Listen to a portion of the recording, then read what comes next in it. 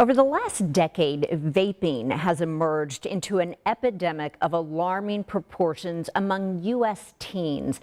Last year, 20% of middle and high schoolers admitted to using nicotine products despite the health dangers. So how are schools trying to keep it off campus, and how to spot the signs if you're a parent? How many of you, by show of hands, know someone that's a teenager that vapes?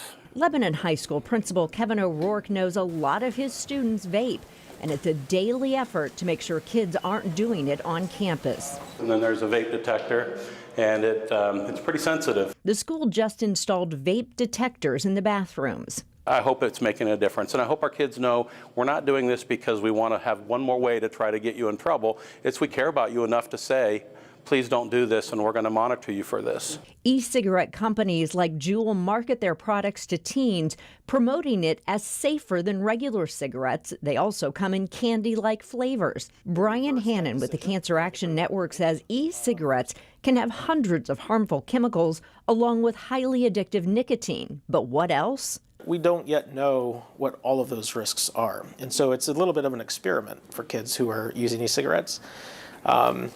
They're putting themselves at risk of a lifetime of tobacco addiction, and they're really kind of a walking experiment in terms of what this will do to their health. What do doctors know vaping causes? Lung and cardiovascular injuries, shortness of breath, asthma, even organ damage.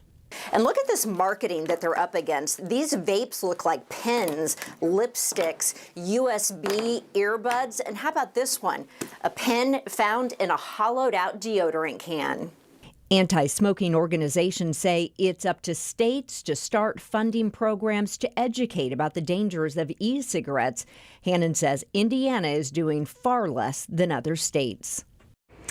So according to Indiana Health Department, roughly 3,100 young Hoosiers form daily nicotine habits every year. So the tobacco tax hasn't gone up on cigarettes in 16 years.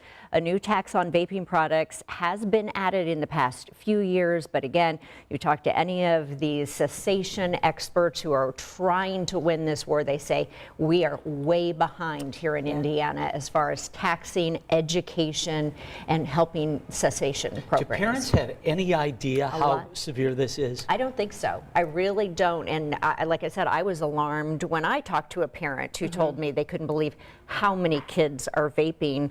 I know there's going to be pushback from actual people, adults who have started vaping to try and cut down on cigarette smoke. Right. That's an entirely different topic.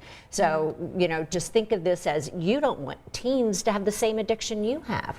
And that's what this is. And it's teens, it's elementary school in some cases as well. And the problem is a lot of times you don't really know exactly what's in a lot of these because some of these just aren't regulated. Some aren't. It's a tough uphill battle, at least for a lot of parents for this. But we're going to be following in the legislature, of course, right now because they're going in there every day trying to make sure policymakers are doing more to help Indiana. Good job with that. Thanks. Yeah.